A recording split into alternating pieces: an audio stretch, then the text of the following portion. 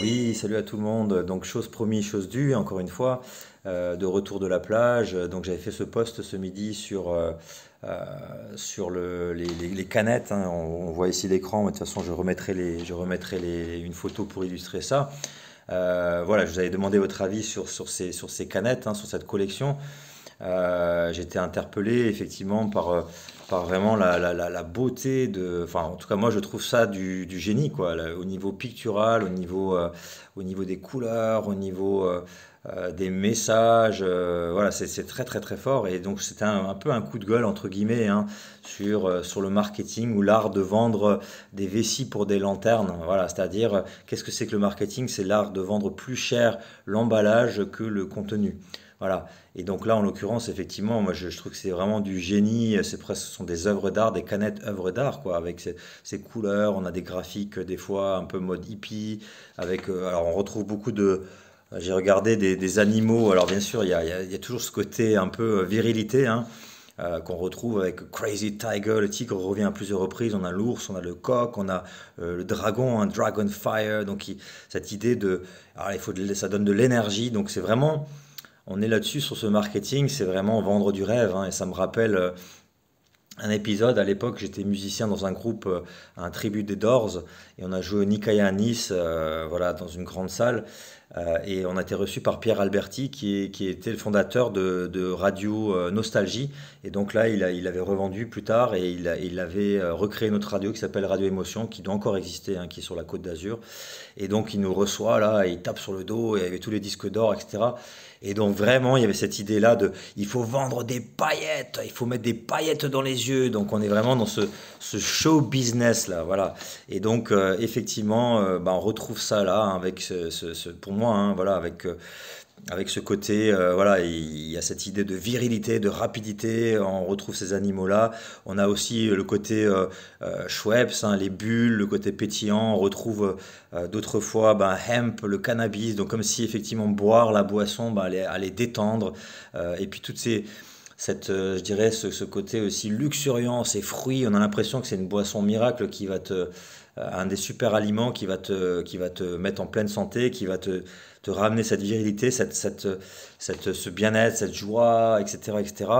Le pompon étant pour moi ce côté. Alors il y a aussi le doctor, ça aussi ça peut tromper quoi, hein. Voilà, bah oui, effectivement, on peut avoir confiance, ça c'est aussi un autre trick, un autre truc du marketing, hein. Voilà, il faut inspirer la confiance. Alors il y a le docteur, il y a des cautions.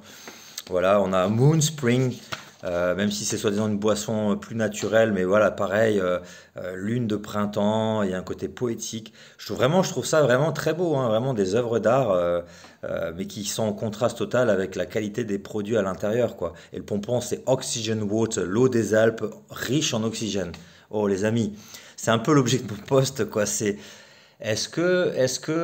Voilà, vraiment un appel au discernement, quoi. Parce que pour moi, on est vraiment là au niveau, encore dans l'ère du poisson, hein. L'ère du poisson, c'est ce côté un peu envoûtement, le côté un peu mystique, le rêve, illusion, et après, derrière, des illusions.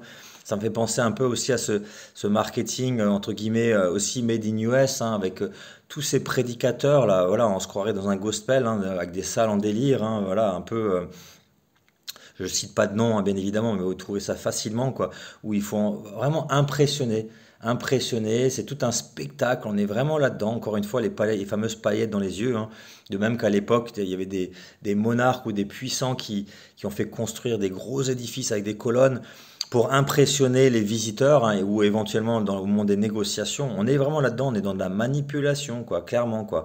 Voilà, et on est comme dans des meetings politiques, c'est l'hystérie collective. Voilà, on est là-dedans, et j'invite vraiment à ouvrir les yeux sur qu'est-ce qu'on nous vend, la qualité du contenu. On est toujours dans cette surenchère. Le marché est devenu supermarché, hypermarché, méga marché, tout est superlatif. Voilà, vendre du rêve, mettre des paillettes dans les yeux. Voilà.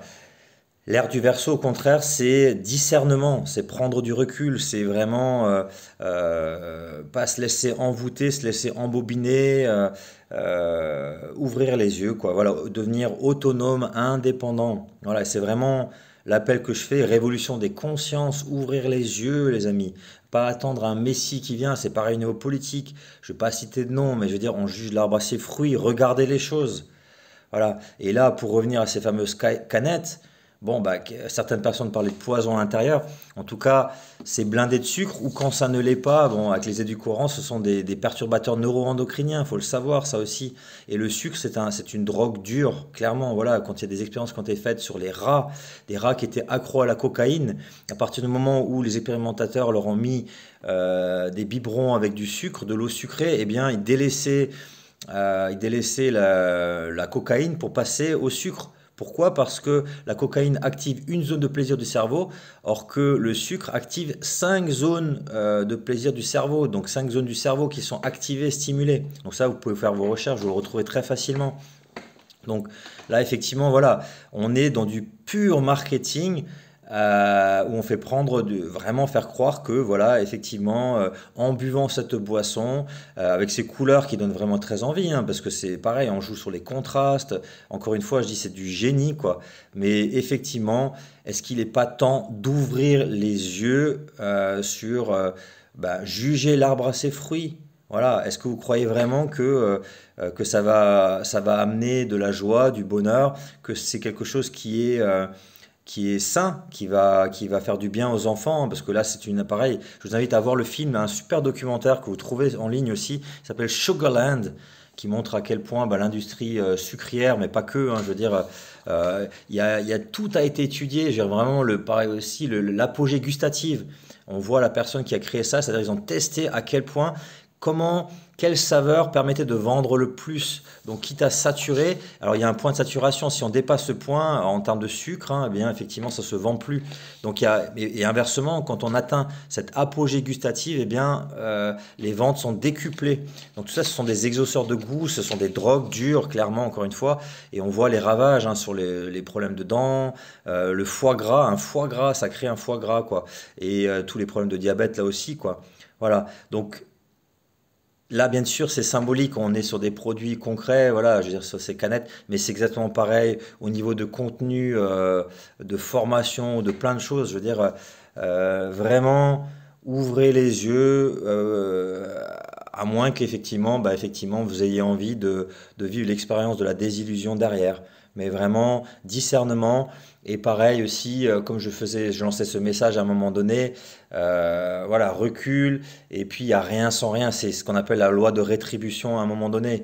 Voilà, dans les fameux karmas, la loi de rétribution, c'est je récolte ce que je sème, et à un moment donné, voilà, en anglais c'est hard work always pays off. C'est vraiment, c'est en forgeant qu'on devient forgeron.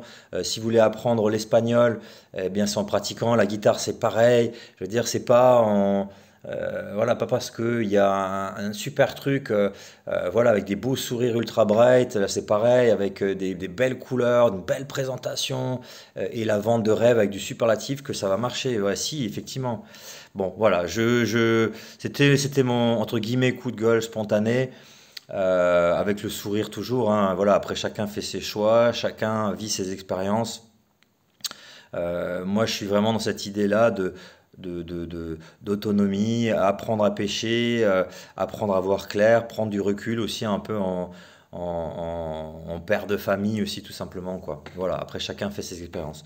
Voilà, je vous embrasse et puis je vous dis à très bientôt. Ciao ciao et merci pour vos commentaires si vous en avez. Ciao. Pour moi, la préoccupation la plus haute de mon temps, c'est de dénoncer les menteurs et les escrocs du mot, si j'ose dire, les escrocs du verbe, c'est-à-dire les gens qui font de la démagogie verbale, hein, en ce sens qu'il y a actuellement dans les journaux, dans tout ce qu'on peut lire partout, une espèce d'inflation verbale qui tient du discours électoral par tout ce qu'il a de pire, enfin.